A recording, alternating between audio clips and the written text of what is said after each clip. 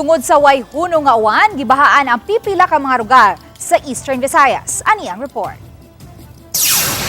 15 ka mga lungsod sa lalawigan sa Samar nakasinati og grabing pagbaha sa miaging semana tungod sa way puas nga uwan nga nagsugod pa niadtong Miyerkules, Enero 8 tungod sa shear line. Matud ni Shear Saises, Information Officer sa Office of the Civil Defense 8 nga apektado sa pagbaha ang mga lungsod sa Dolores, Canavid, Taft, Hipapad, Oras, San Julian ug Maydolong sa probinsya sa Eastern Samar.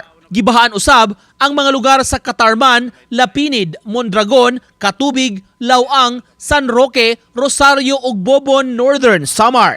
Sagad sa mga dapit nga gibahaan, may giladmon nga tagatuhod ug hawakan. Moabot sa 1,248 ka mga pamilyahan o 4,837 ka individual ang gipahikling sa luwas nga lugar. Walay natalang nakalas human gipatuman dayon ang preemptive evacuation.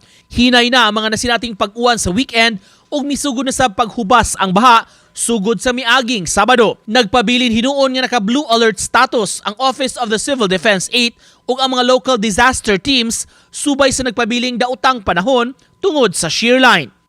Fortunately, ma'am, wala po tayong casualties, ma'am. Yung sa atin lang po dito, because nag-evacuate din po tayo sa mga low-lying areas po, tsaka mga roads po, to landslide and flooding, na naging factor po na wala po tayong casualties.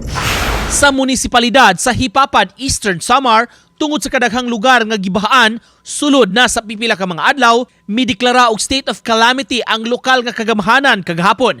Gipangunayan sa mayor sa nahisgutang lungsod ang pag-check sa lain-laing lugar nga nakasinati og pagbaha. Subay niini, gihanay na sa LGU ang tabang nga ihatag sa mga apektadong residente. Nico Sireno, Balitang Bisdak.